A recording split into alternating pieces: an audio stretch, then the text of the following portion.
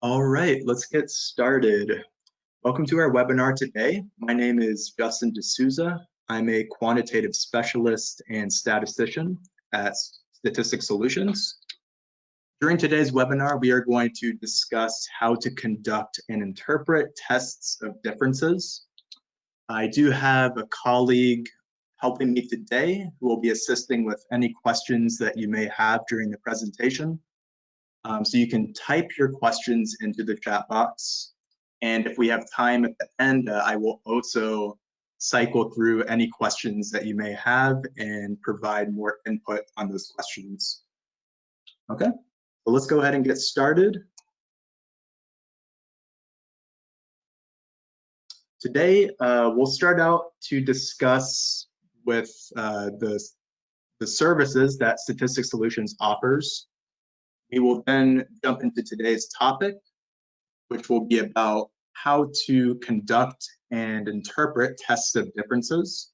I will provide a demo for our software, Intellectus Statistics, and we will conclude with a summary.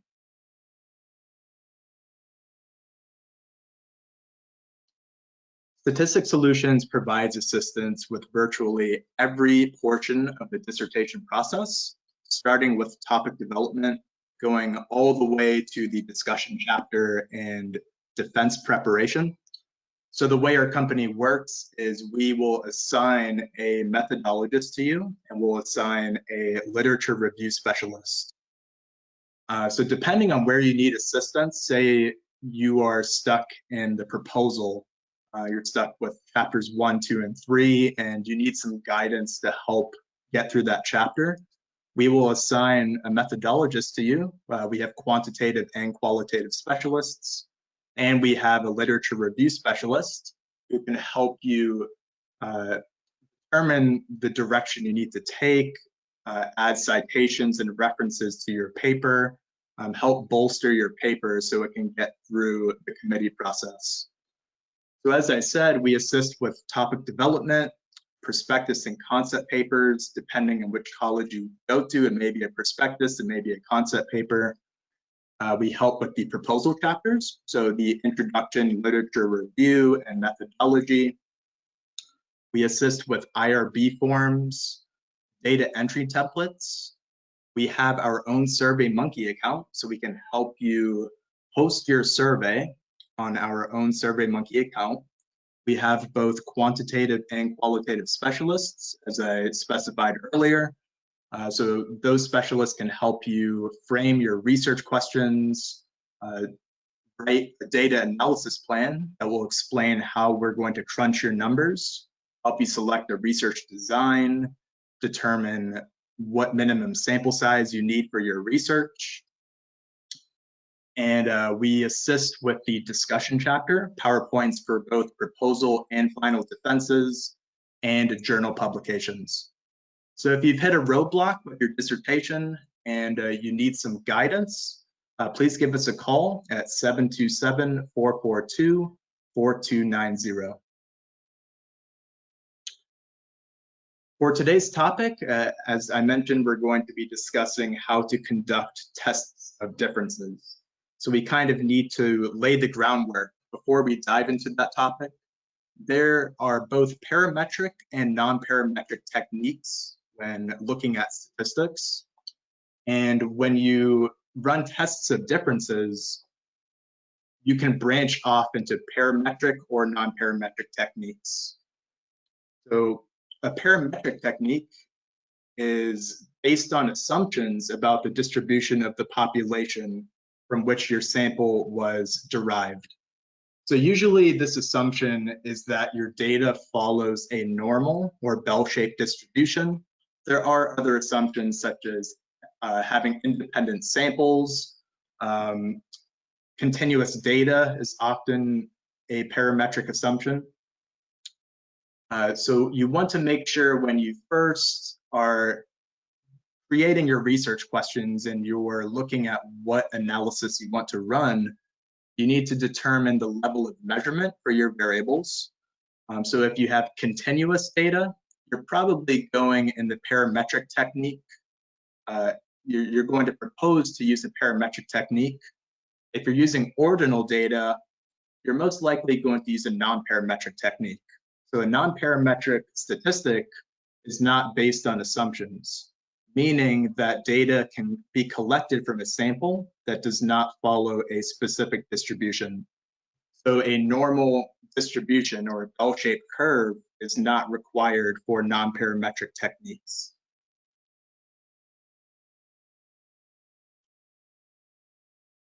The normality assumption is really one of the key steps that you need to check for your data. Typically, parametric statistics assume that your data follows a normal distribution. Now, there are various ways to assess for normality. You can run tests of significance, such as a Shapiro-Wilk test, the Kolmogorov-Smirnov test. You can examine the skewness and kurtosis for your variables. And you can even look at scatter plots and histograms, so more visual interpretation for normality. If the data does not follow a normal distribution, many researchers and statisticians say you should automatically move to a non-parametric technique instead. So instead of running a parametric test, because your data may be non-normal, you should run a non-parametric technique.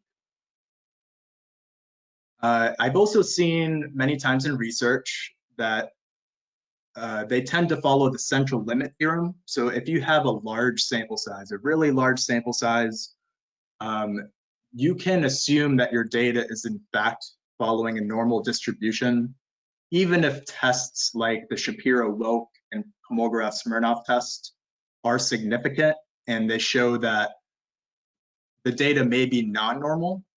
The larger your sample sizes, the more your data tends to approximate towards a normal distribution.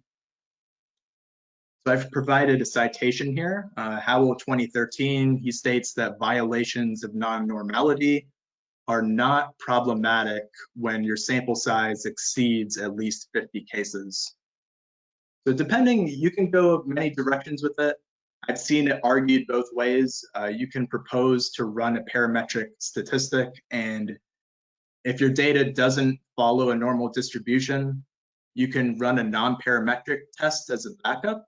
You can run it as an alternative, and you can also consider transforming your data to a logarithmic or using a square root function, and that can fix the data sometimes, so it is normal. But if you have a large sample size, you can make the argument to proceed with your original parametric analysis, even if the data is not appearing normal. The first test, the test group that we'll dive into, is looking at differences in one variable between two groups. So as I mentioned before, there are parametric techniques and non-parametric techniques. The first one, the parametric statistic, would be an independent sample t-test. This is the appropriate statistical analysis to use when you're testing for differences in a continuous variable that can be integral or ratio between two discrete groups. So if you're looking at differences in a continuous variable like height or weight or BMI, or maybe you're using a survey instrument like the MLQ to measure leadership. The MLQ measures transformational leadership, transactional leadership, laissez-faire. Those are considered continuous variables because you've taken an average of Likert scale questions. If you're looking at differences between two groups, something like gender, male and female, or passing and failing an exam, if there are two discrete groups, independent t-test is your best option. The non-parametric alternative to an independent t-test is called a Mann-Whitney U-test. This is appropriate when you are testing for differences, again, in a variable. It can be an ordinal variable or a non-normal continuous variable. So say you test for normality on your original variable. Say you're looking at differences in BMI between males and females, and you test for normality on BMI, and the distribution appears to be non-normal, or it doesn't follow a bell-shaped curve for BMI, then you might want to shift to a non-parametric technique instead. Okay, so when you're trying to set up this independent t-test or a Mann-Whitney u-test, you need to have an independent variable that is dichotomous, which means you have two discrete groups. As I gave the examples earlier, it could be gender, if it's partitioned into male and female, maybe groups in an experimental study, if you have a treatment and control group. You need to have continuous or ordinal dependent variables. And before you dive into the actual analysis, you'll want to test the assumptions of your test. So a t-test has its own assumptions, and a Mann-Whitney u-test has its own specific assumptions. So I've provided a couple links here to statistics layered, which is a common reference I see used in dissertations today that explains what assumptions you need to check. So I'll go ahead and click this just to show you where you're looking. So if you come, we're looking at an independent t-test here, and statistics layered breaks down that you should verify these 5 assumptions.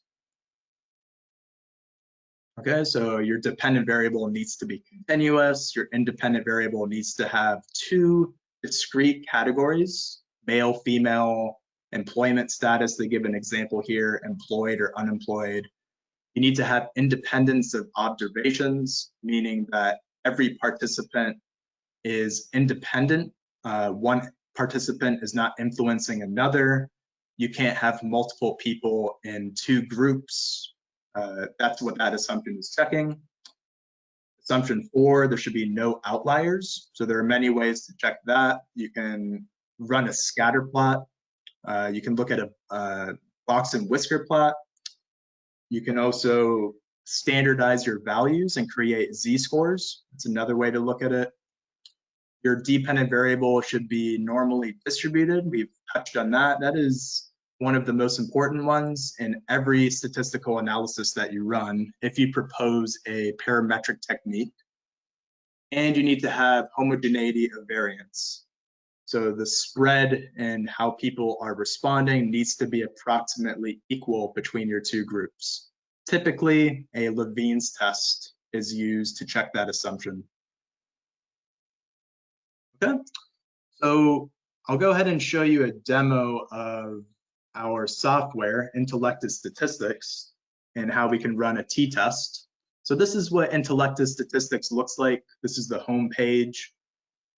And what we allow you to do here is to upload a project or upload a data set. So I'll show you an example here.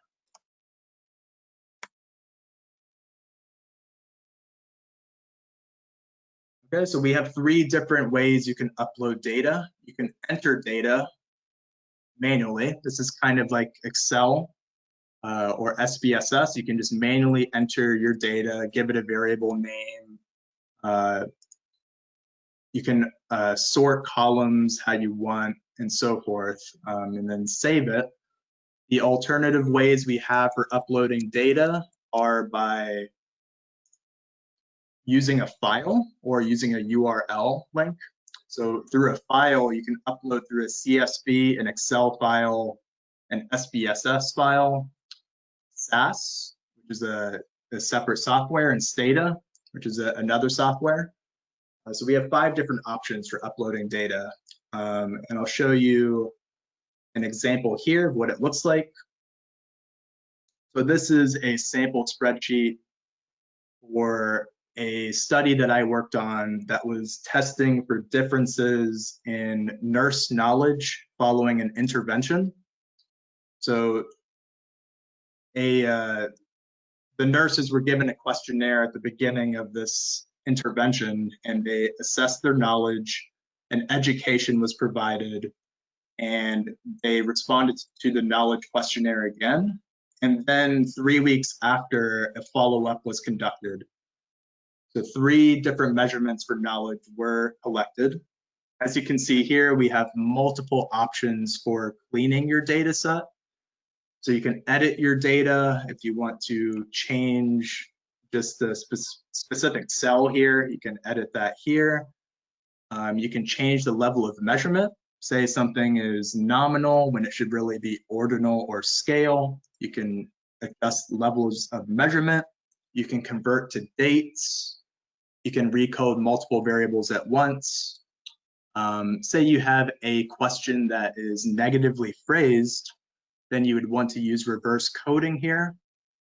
We have imputation, which is a great tool for replacing missing cells in your data set. We have the removal of univariate and multivariate outliers.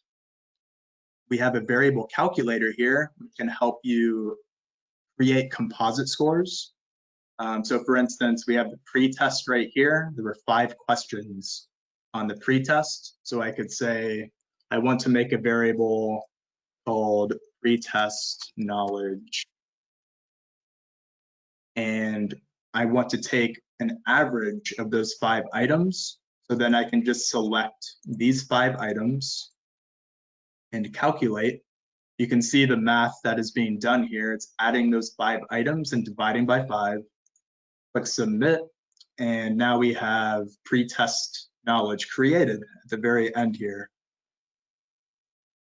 Okay, other options, you can transform data. You can transform, say something comes out non-normal for a distribution. You can transform your data using multiple different options: logarithmic, reciprocal, squared, cubic. We have binning, which can transform a scale variable into an ordinal variable. And then once you've made any adjustments in here, you can even download your data set into Excel. It's a CSV file.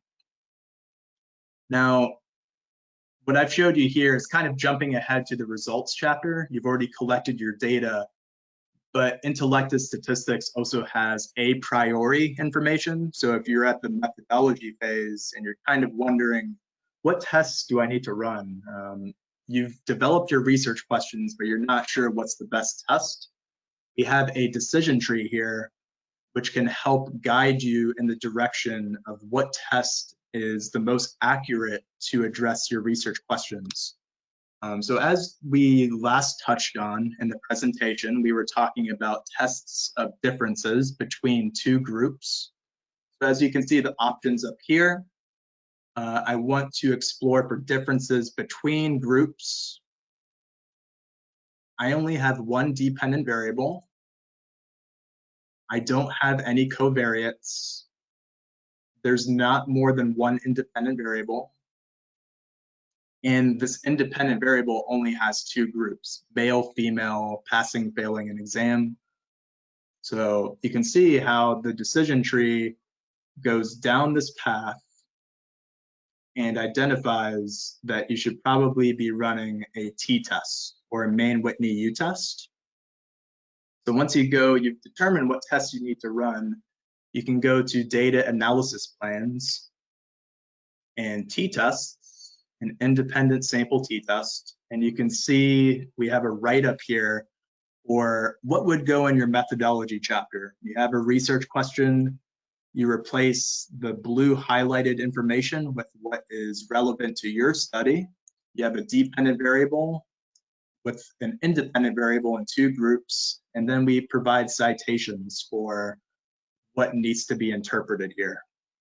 Okay, what assumptions should be checked? We're using a p-value of 0.05 for significance, and we have references at the bottom. So once you've determined those 2 a priori steps, the third step is also looking at a power analysis. So how many people do you need to sample from, ideally, for your research question?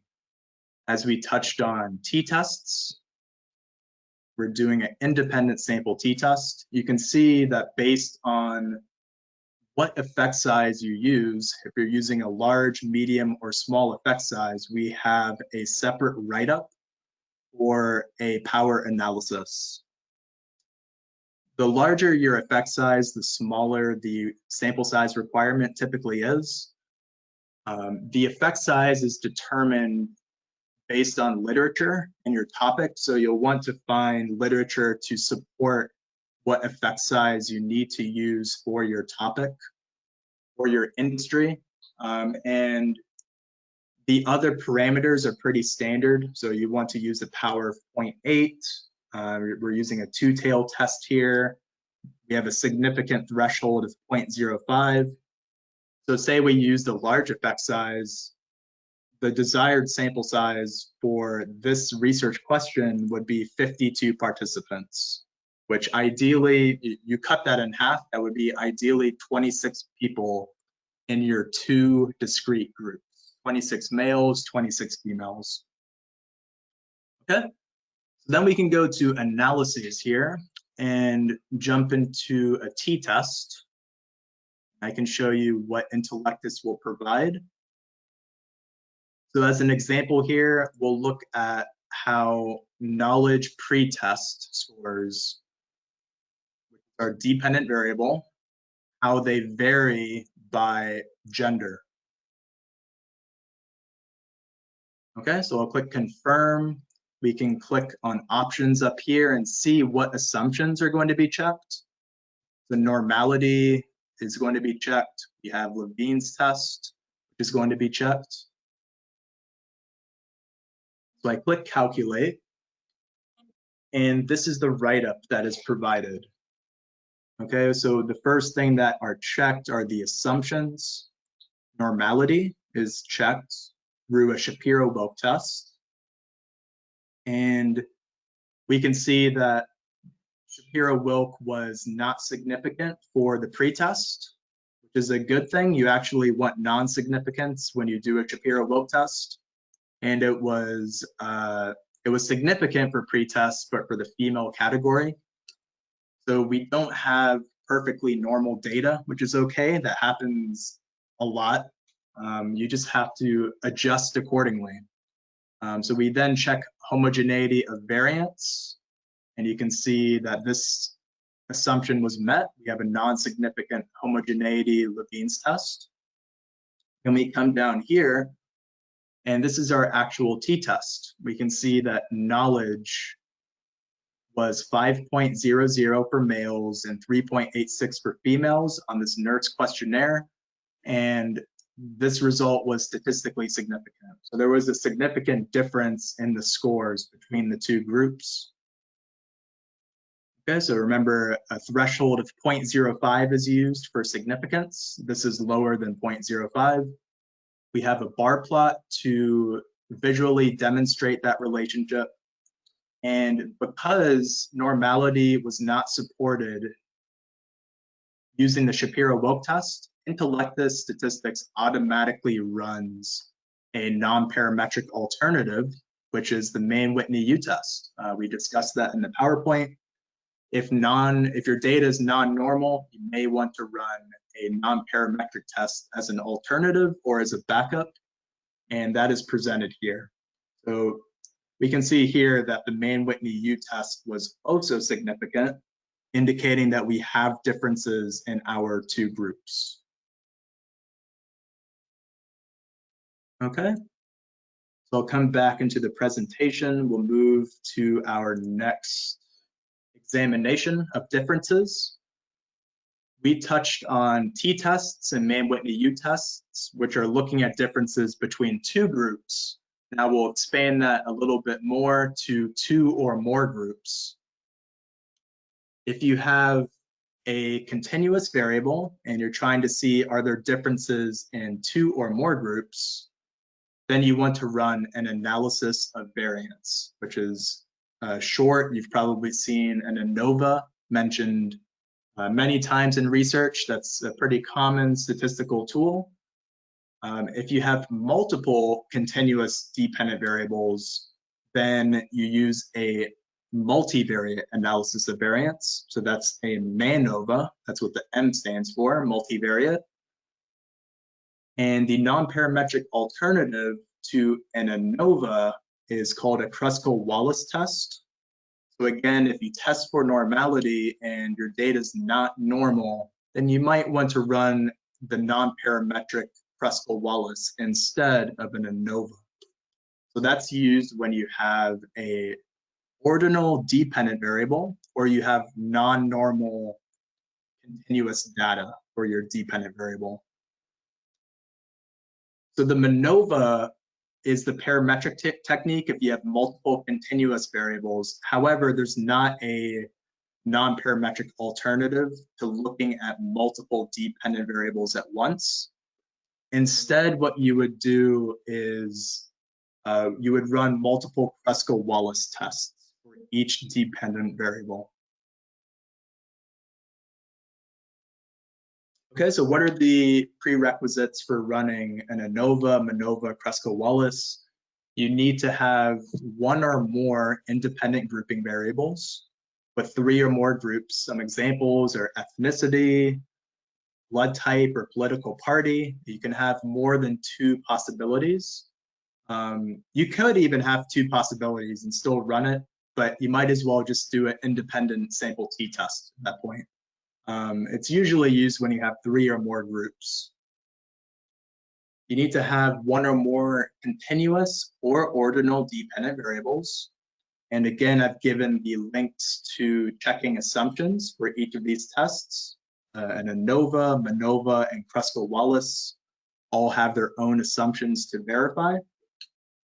And I'll show you an example of this in Intellectus.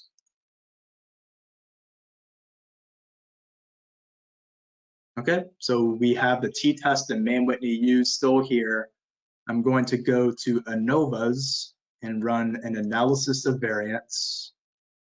We need a dependent variable, which is going to be, I'll just make it knowledge. I'll make a knowledge post-test. And our independent variable will make ethnicity. Again, you should check the options and see all the different assumptions that are going to be checked. I've stuck with normality, Shapiro-Wilk, and Levine's test for homogeneity of variance. And let's make this automatic to do non-parametrics. Okay, so as we can see here, the assumptions are verified again, normality, homogeneity of variance, and we come down here and we see ethnicity was not significant. So that means that we don't have significant differences in nurse knowledge at post-test between white, Black, and Asian participants. And just by eyeballing these mean scores, you can see there's not a huge difference between these groups.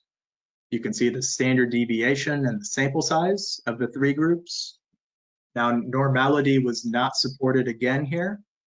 We have a significant Shapiro-Wilk, which is not ideal. That means the data or pre-test knowledge, or I'm sorry, post-test knowledge is significantly different than a bell-shaped curve. So automatically, Intellectus runs a non-parametric test, which is the Kruskal-Wallis here. Okay, and these findings are also non-significant. I'd say 90 times, even more than that, maybe 95 times out of 100. If you run both tests, the findings are going to confirm one another, and that the p-value for an ANOVA, if it's non-significant, it's also going to be non-significant in a Kruskal-Wallis. So it's a good way to double check. Okay, for a MANOVA example, multiple dependent variables, I have a separate spreadsheet here. In this study, it was measuring flower sepal and petal length, and we're trying to see are there differences based on species of flower. So we go to analyses, and we're going to go to MANOVA because we have multiple measurements. Our dependent variable, we're going to select 4 dependent variables. And we want to see, are there differences in these 4 factors by species? Okay, check the options. We have normality and we have ANOVAs as post hocs. That's very good. We'll go ahead and click calculate. Okay. So multivariate normality is checked here.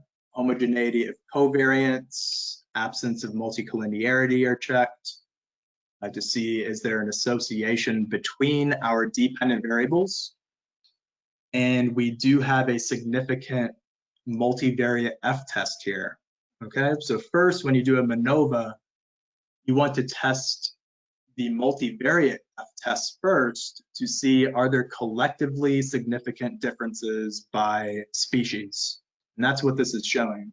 Is that yes, there appears to be a difference by species. We need to dive deeper into the data to find out where those differences exist. Okay, so we keep going down, and what's going to happen now is it's going to look at each dependent variable on its own in a separate ANOVA. We'll look at sepal length first. We have an ANOVA. You can see that sepal length by species is significant, so there are differences in sepal length by species. And we can see that the mean score, the mean value breakdown by length. So we can see that Virginica has significantly higher length than Setosa. So there are differences here that we can examine individually. Looks like the next variable was also significant. Sepal width was significant. Petal length was significantly different. And petal width was significantly different. Okay, so it looks like there's unanimous significance for this example here.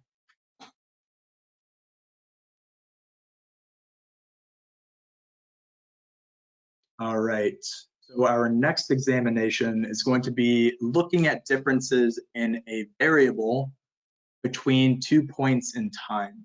And when you see that, it's usually a pre-test and a post-test. Okay, the parametric technique for this is going to be a dependent sample t-test. I've also seen it called a paired sample t-test. They are synonymous. The appropriate tool to run when you have a continuous dependent variable between 2 points in time is going to be a dependent sample t-test.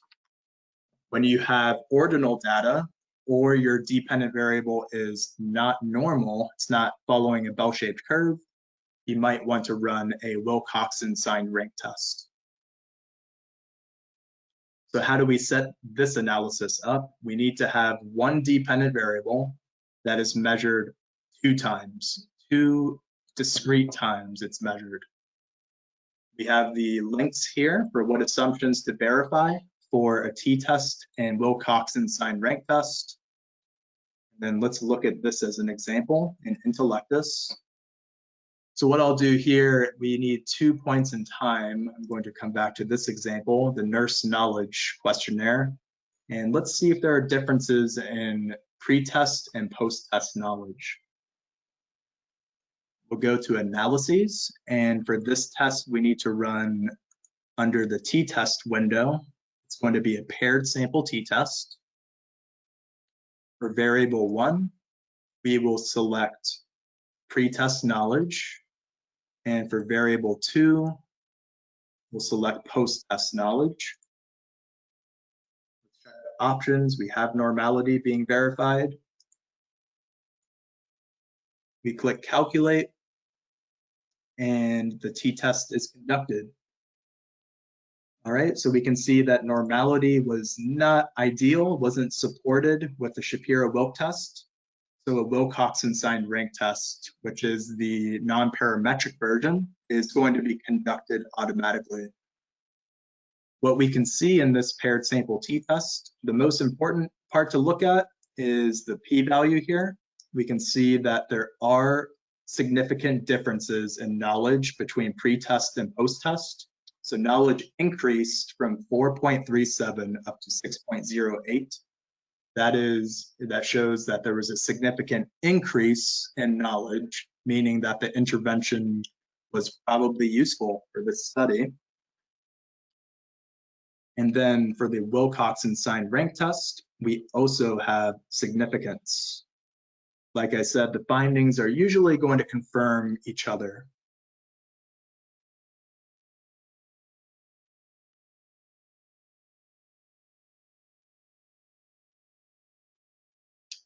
Now we can expand the idea to 2 points in time to 3 or more points in time.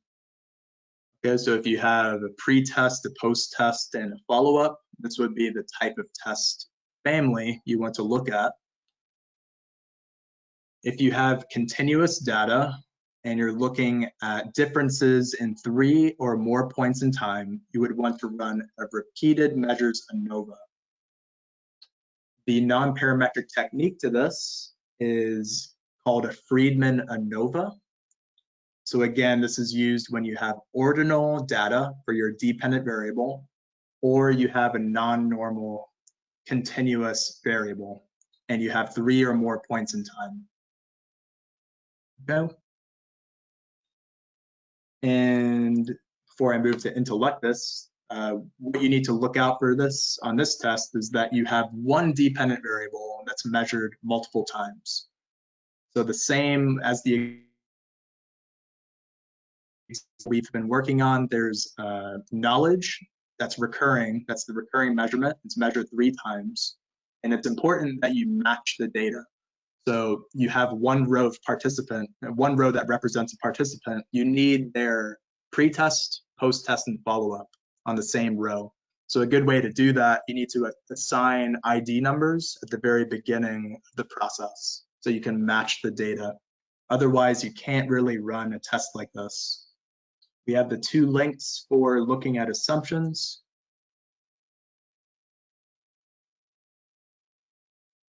Well, let's go to ANOVAs and repeated measures ANOVA. And let's look to see, are there differences in pre-test, post-test, and follow-up for this knowledge questionnaire?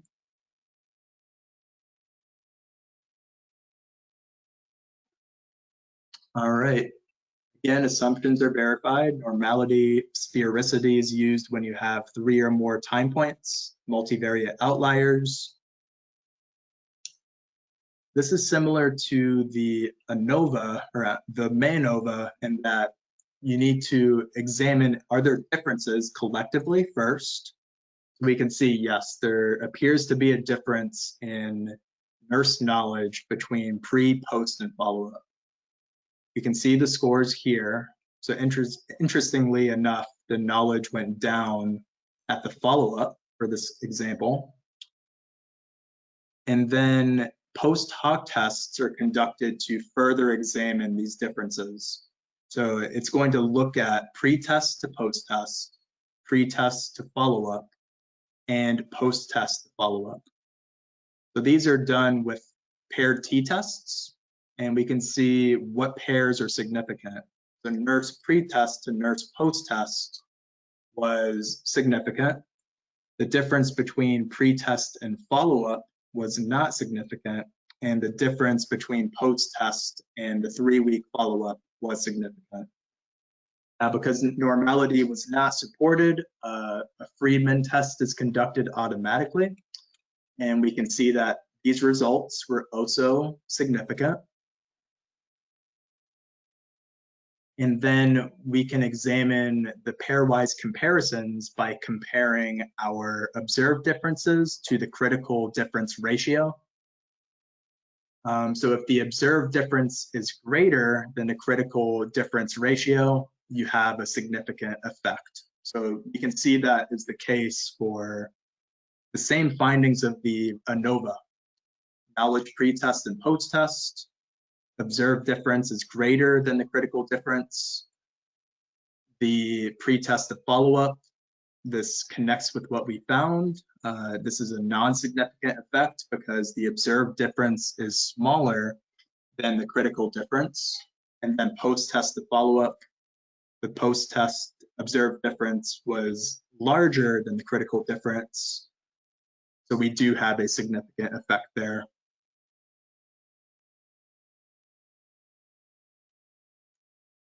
Okay, and then so we've covered differences by groups, differences by time, and now you can combine those 2 concepts together. You can look at differences in between groups and by time. This is most often used when you're running a true experimental study. So you're looking at differences between a treatment and control group, and you also have an intervention, like a pre-test and a post-test. The parametric technique to use for this is a mixed model ANOVA, which is used when you have, you're looking at differences in a variable between groups and time. The non-parametric tool for this, there isn't one. There is not a statistic analysis you can use to run for differences by time and groups. Instead, you would have to run individual non-parametric tests, such as a Whitney U-test by groups and maybe a Friedman Anova by time. You would have to partition it out for the non-parametric component. To set this analysis up, you need to have an independent grouping variable, such as treatment and control. You need to have one continuous dependent variable that's measured 2 or more times. I've provided the link here for a mixed model ANOVA that will discuss what assumptions you should verify before running that. And as an example here, let's run a mixed model ANOVA between pre-test, post-test, and follow-up, and differences by treatment, so treatment and control. All right, assumptions are verified. And there are several components here to look at. All right, so we have between subject effects. And just to break down this example again, we're testing, are there differences in knowledge over time and by groups, treatment and control? We can see here, we go across between subjects effects, that's looking at group differences. There are not differences by group for this example. Then we look at within subjects effects, which is examining time. There are differences by time.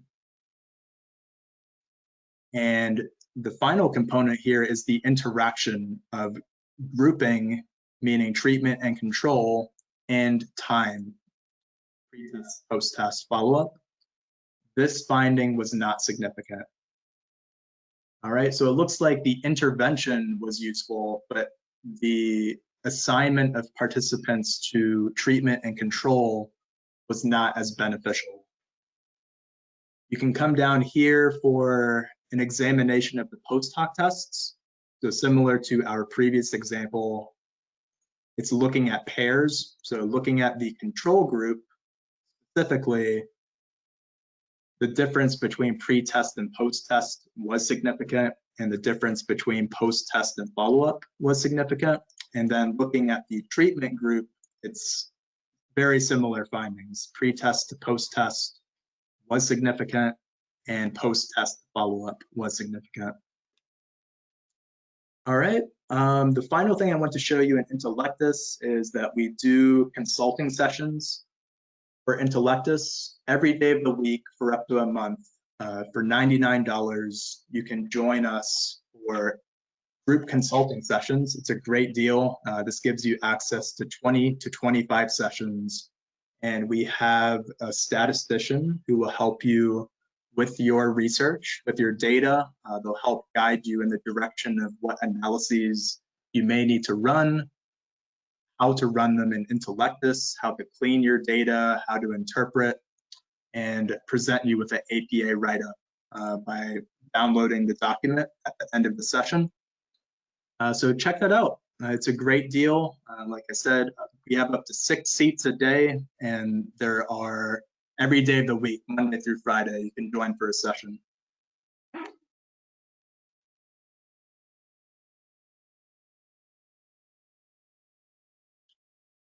All right, so in summary, when you're looking at any statistical analysis, you want to determine the level of measurement of the variables you're using. That's really going to help pinpoint the best analysis you should be running. You want to identify if there are independent grouping variables, Is your goal to test for differences between groups, test for differences over time? Maybe you have an intervention. Or do you want to combine both of those concepts together? You have groups and you have differences over time with an intervention. There are statistical analyses you can run to assess that relationship. And once you've determined those decisions, you can use Intellectus statistics to crunch your numbers and present an APA write-up for your data. Just to reiterate, Statistics Solutions is a full-service dissertation consulting company. We provide assistance with every portion of the dissertation, starting with topic development, going to the proposal, going to the results chapter and discussion, and PowerPoints for defense. We can help crunch your numbers for you. Just in case some participants join late, the way our company works is we assign a literature review specialist to you, and we assign a methodologist so they can assist you in the relevant portions of the dissertation. If you have any questions, give us a call at 727-442-4290, and you can contact us at info@statisticsolutions.com. Thank you for joining tonight. At this point, I will open the webinar for questions. So you can type those into the chat box. Justin, this is Dr. Lanny. I'd like to jump in for a quick second if I can. Sure. First of all, you did an outstanding job presenting this information, and Sadie's for responding to all of the questions in the chat, which, and there were many of them. So nice job to everyone. I mean, so just to be clear, so Intellectus can be downloaded. There's a free 7-day trial. It's $59 a month thereafter, but you can get the 7-day trial. People asked about talking about, playing with sample sizes, things of this sort. Get the free trial, check it out. Certainly, if you do need more support, Justin or David or some other competent statistician will be able to help you, and you'll actually be working with Justin. So you'll have the man who just gave the presentation, and just want to put that out there. And what else? I really just want to thank everyone for attending. Everyone's kind of busy, and it's nice to see, lots of people interested in learning how to conduct analyses fruitfully and effectively, and just really appreciate that. For sure, if you have colleagues that don't know about Intellectus or don't know about Statistics Solutions, for sure, pass that along. I always say that my biggest problem is awareness, and so to the extent that you think other colleagues would benefit from the webinar or the consulting or the program, please do pass that along. Your word of mouth is a lot, and or pass along the video that will be forthcoming or the slides. So I just wanted to jump in, say good job, and just thank everyone, and I'll let you carry on, and everyone just stay safe and healthy. So thanks again, everyone, and thank you, Justin. Thanks to Sadie's. Thank you, Dr. Lanny. Thanks for everyone for joining. I'll stay on for a few minutes to answer some additional questions. So let me go through to see if every question is answered so far. I do see some questions towards the bottom here. Just give me one moment.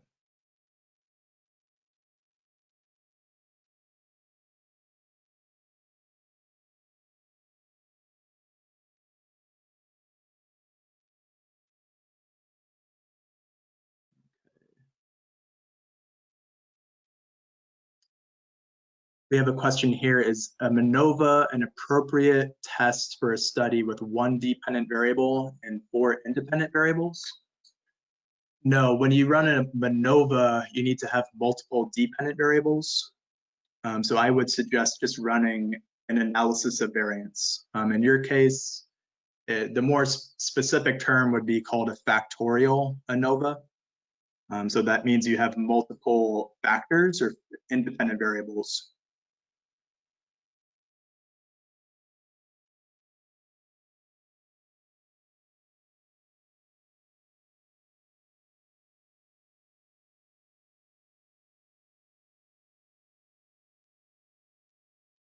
Looks like we have a question about the pricing. I'm going to let my specialist answer that question. I'm not exactly sure about the pricing.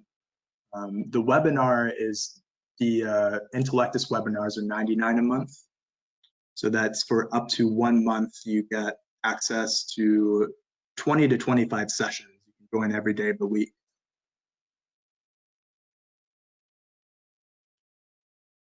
I can jump back in on that. So yeah, so I definitely recommend everyone take advantage of the 7-day free trial. It's $59 a month thereafter. It's month to month. You can cancel anytime. You know, so people just kind of use it either during the methodology or IRB parts, or you know, when they're going to conduct their analyses. So take advantage of the 7-day free trial, $59 a month thereafter, and then again, cancel anytime.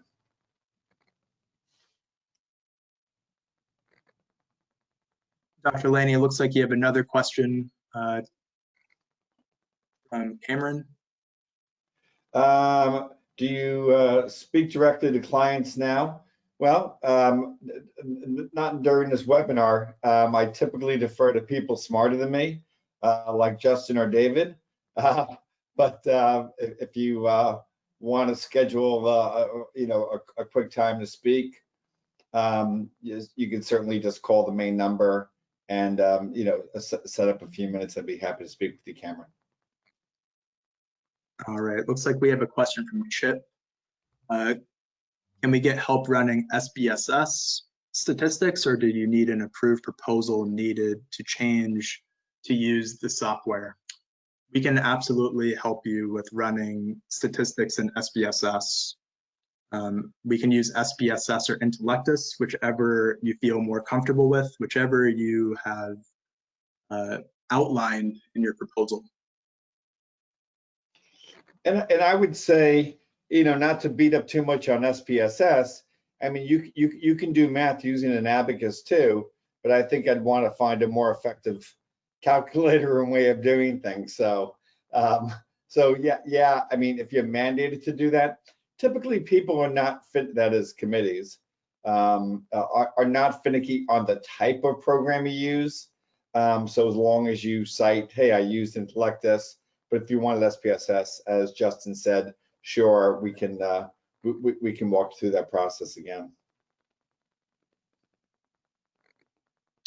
We have a question from Yu Ling. Is there a maximum number of variables observations that can be uploaded to the tool? I know in terms of sample size, we can go really high. I don't know the specific number. It depends how big your data set is, how many string variables you have. Dr. Laney, you may be able to answer that better. Yeah. I mean, I think we're at the 500,000 cells, give or take, and we're working on being able to upload millions. But for sure, about 500,000 cells is the max. But if you had something special, we can get it uploaded for you as well. So, you know, just contact us or create a ticket inside of Intellectus and we'll get it uploaded for you. The problem is not the capacity to run it. It is just your computer uptime to get it uploaded. So that's the constraints there. But at the moment, about 500,000 cells. All right, very good. We had a question from Rachel. Do we help with the proposal phase? Yes, we help with the construction and editing of the proposal phase. So that's typically chapters 1 through 3, the introduction, literature review, and the methodology. We do assist with that. Again, our number is 727-442-4290. I have my screen on this page, so you can see the email and the phone number. And I'd add to that we're really familiar with tons of universities' rubrics. So it's just not the proposal, but it's like the way that your particular institution wants that. So we're familiar with those rubrics as well. So we have a ton of them in house that we've been, working with for, a decade. So we can help you get in shape and help you with the sometimes, I won't say finicky committee, but sometimes dealing with committee feedback, we can help you overcome those challenges as well. Like we have a question from Sandra. What is the difference between a repeated measures ANOVA and a mixed model ANOVA? I would need to compare data from 4 different points in time. The difference between those two analyses is that for repeated measures ANOVA, you're only interested in differences over time, whereas for a mixed model ANOVA, you have a grouping variable or grouping variables. Maybe you've partitioned your sample into treatment and control groups. If you have no grouping variable, then you should just run a repeated measures ANOVA to test for differences between your 4 points in time. Let me know if that answers your question.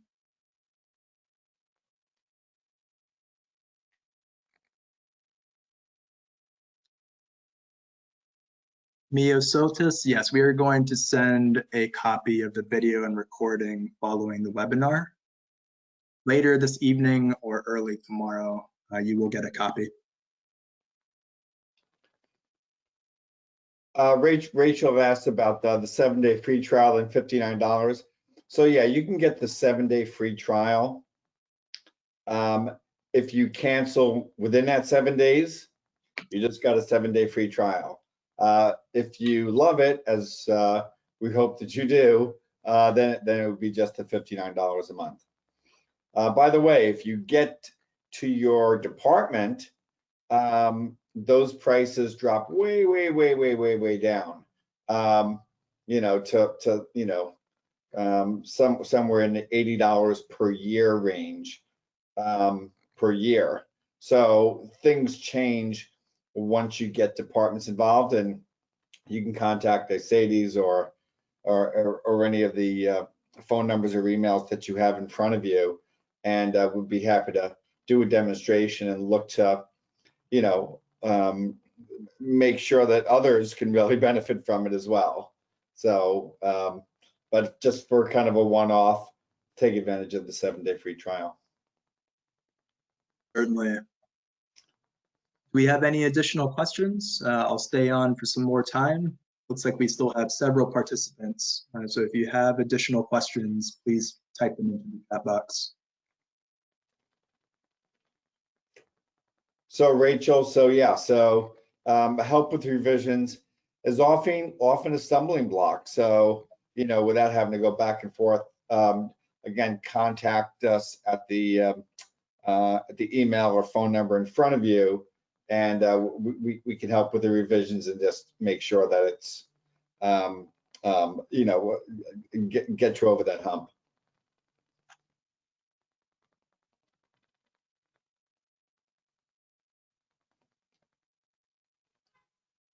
So we definitely help with revisions.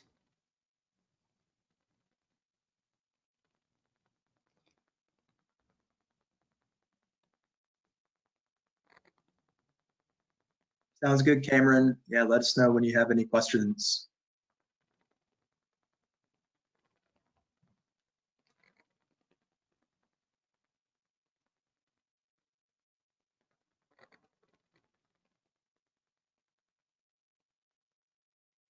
I guess we should also mention that there are also other free webinars on all of the different topics that are forthcoming. So, everyone here is kind of talking about aspects of the quantitative results, but there's also qualitative results help and webinars and discussion chapter as in terms of webinars as well as consulting. So there's help to be had, both free or paid. Right. Yeah, next week I'll be doing a webinar on power analyses. So if you need help trying to figure out your sample size, I'll be showing how to do it in G-Power, which is a common tool, and we have our own power analysis tool in Intellectus. I'll show you both methods. Yeah, and Rachel's just kind of asking about, I guess, about the revision.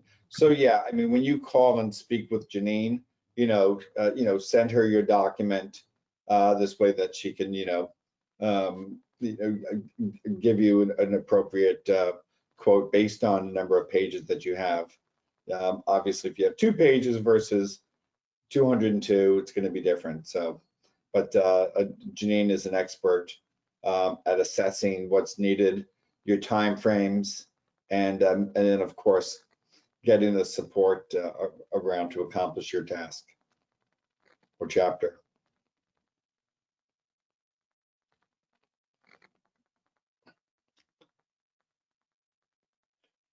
So Rachel, you're in the proposal. Does the page number count? If you're at the proposal, I mean, that's really college specific. I would say page number, length, how long the dissertation needs to be is pretty specific to the college. It doesn't affect what we do at our job. We can certainly help you if it's a long paper or a short paper.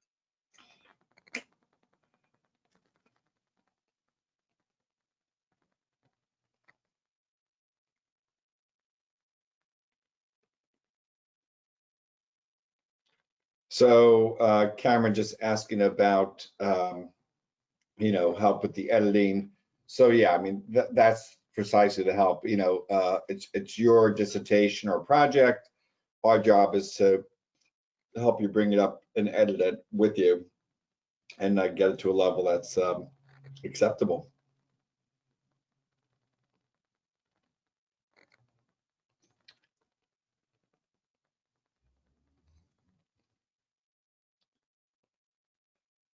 Have any additional questions?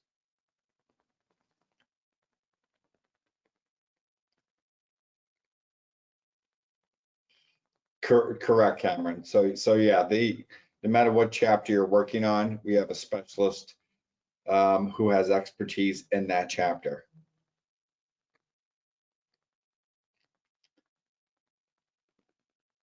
And again, I'll request. I know there's only a few folks on now, but I'll request.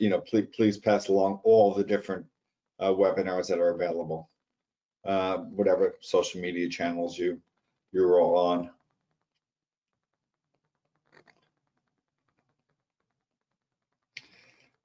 I think it looks like about it, Justin. All right. Again, great job.